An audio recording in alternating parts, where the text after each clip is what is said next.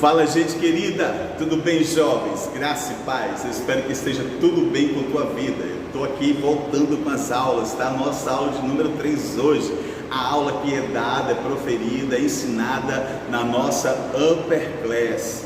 É isso mesmo, Upper Class. Afinal de contas, agora nós somos Upper Parque dos Coqueiros, nunca o mesmo. Voando como águias, é isso aí, gente. Upper Parque dos Coqueiros chegando forte, chegando firme e agora com a Upper Class para estar nos ajudando no nosso desenvolvimento pessoal. Eu quero convidar você a estar comigo agora na lição de número 3, um pequeno resuminho só para dar um gostinho para você que não pode estar conosco, mas eu quero convidar você a estar sempre conosco em nossas aulas estas que vão sofrer uma modificação a partir da semana que vem, né? A semana que se inicia outubro, após esse domingo de eleições, nós vamos estar com a nossa escola bíblica sendo desenvolvida às quintas-feiras, tá? Às quintas-feiras eu aguardo você.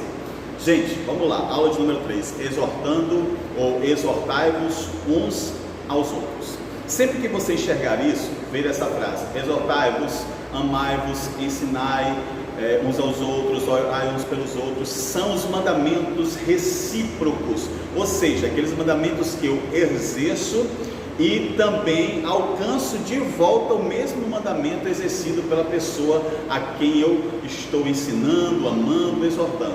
Isso se chama mutualidade. Eu ofereço algo e recebo o mesmo de volta, né, no ato do exercício destes mandamentos, tá bom? Então hoje nós estamos estudando o mandamento recíproco da exortação. Exortai-vos uns aos outros. Talvez você já tenha ouvido falar, talvez você já tenha dito, talvez você tenha pensado em algo mais ou menos assim: ninguém tem nada a ver com minha vida. Pense numa frase, né? Uma frase comum, a gente vez por outra diz uma dessa aí, quando não quer que ninguém, né, entre na nossa vida para dar conselhos, para dar orientações, para dar o que o povo chama por aí de pitaco, né? Então a gente diz: ninguém tem nada a ver com minha vida. Meu pai tem uma frase muito legal sobre isso. Meu pai me dizia assim: olha, meu filho, de nada a ver, em nada a ver, ele faz essa brincadeira, a gente acaba cego. E é isso mesmo. Quando a gente não tem a habilidade de perceber que nós não somos seres que vivem numa bolha, que nós somos seres individuais, né? Mas não somos seres individualistas, né? Veja bem, nós somos seres individuais, nós temos a nossa identidade individual, mas não podemos ser individualistas, viver isolado, sem se relacionar. Precisamos ter a ideia de que vivemos em comunidade, seja na igreja, seja na escola, seja no trabalho, seja na família. Tudo é composto por um organismo, tudo é composto por uma comunidade, tudo está interligado, de maneira que sempre que eu faço alguma coisa, aquele ato, aquela decisão, aquela escolha, aquela postura, direta ou indiretamente, vai implicar em alguma reação imediata na comunidade que eu estou inserido. Isso é fato. A pessoa que toma ação, a pessoa que toma atitude, a pessoa que toma uma postura, vai direta ou indiretamente implicar no meu bem-estar, assim como no bem-estar daquela pessoa. Eu tenho que ter essa ideia macro de que nós vivemos em comunidade. Um dedo mindinho, quando ele está inflamado, né, você topou, né, bateu o dedo numa quina, misericórdia, Jesus, né? Aquela dor horrível, aquela dor, aquele inchaço, aquele desconforto, aquela inflamação vai alcançar todo o seu corpo, vai gerar febre, dor de cabeça, mal-estar, você não dorme com aquela coisa doendo lá embaixo no dedinho, né, do pé, dedinho que a gente nem lembra muitas vezes dele, mas ele está ali, está conectado ao todo, então o todo sofre junto. Então, para que tudo esteja bem, todas as partes do todo têm que estar bem. Então, querido, nós precisamos entender isso, que vivemos em comunidade, e a exortação faz parte do exercício para uma condição mais sadia da comunidade. O problema é entender o que é exortação, e eu quero lhe ajudar nisso nesta lição, tá? Então, pastor, o que seria exortação? Porque sempre que eu me lembro de exortação, eu lembro logo de um discurso duro, de um discurso severo, de palavras duras, palavras que às vezes até machucam, né? Posturas que machucam, né? Então, pastor, o que seria exortação? Gente, exortação, você vai encontrar uma definição no dicionário e vai encontrar pelo menos 3 verbos gregos no Novo Testamento para definir exortação. Eu quero facilitar a sua vida, que esse é o meu papel aqui.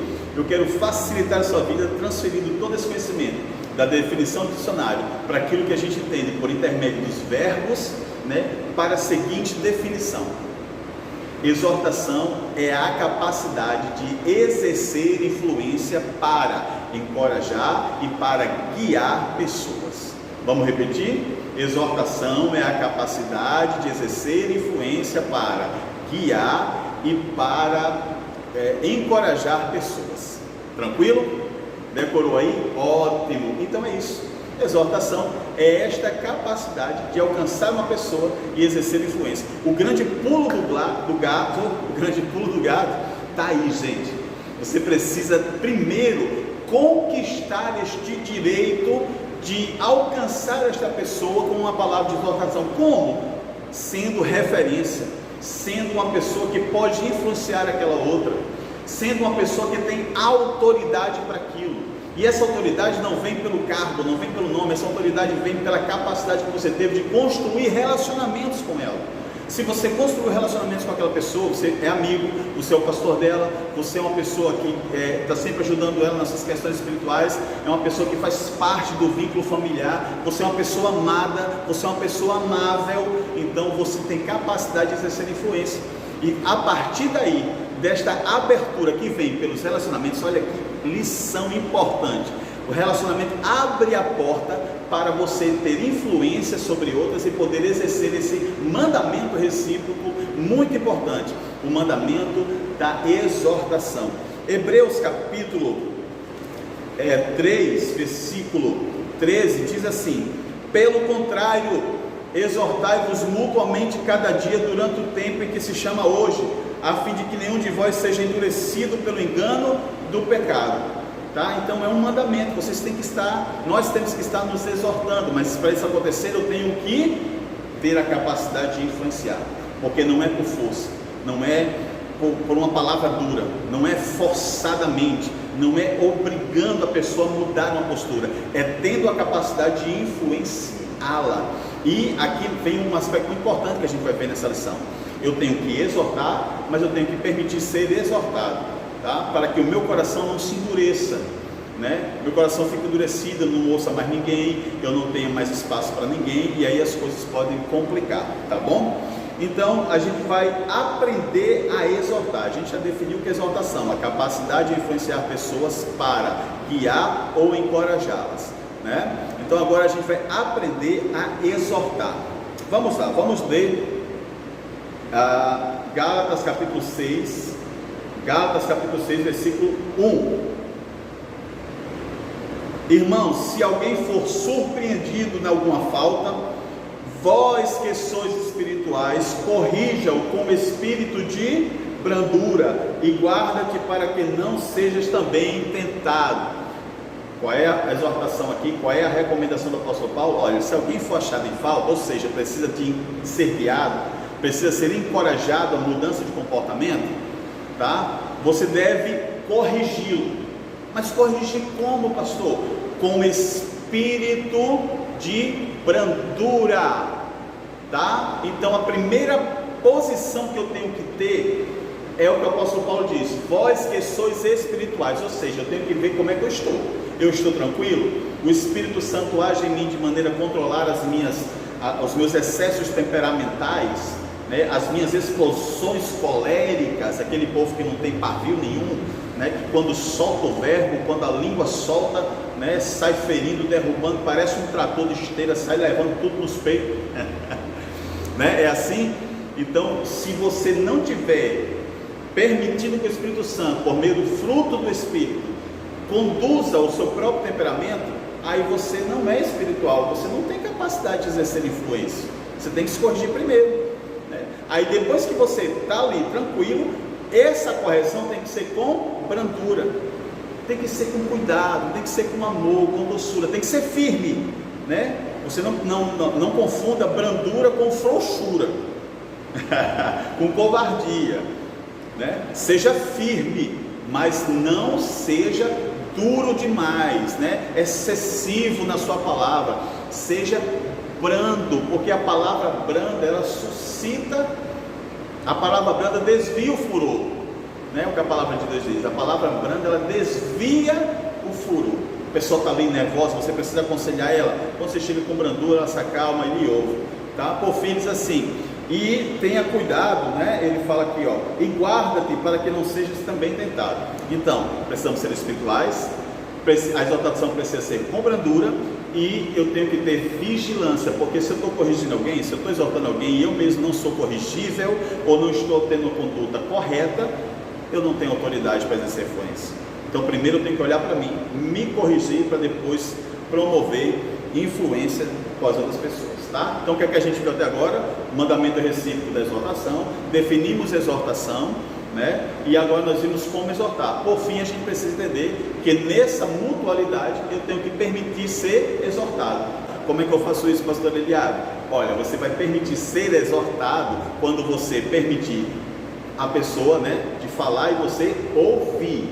Então primeiro você tem que ouvir, aí você processa o que foi dito, né, com calma, sem agitação.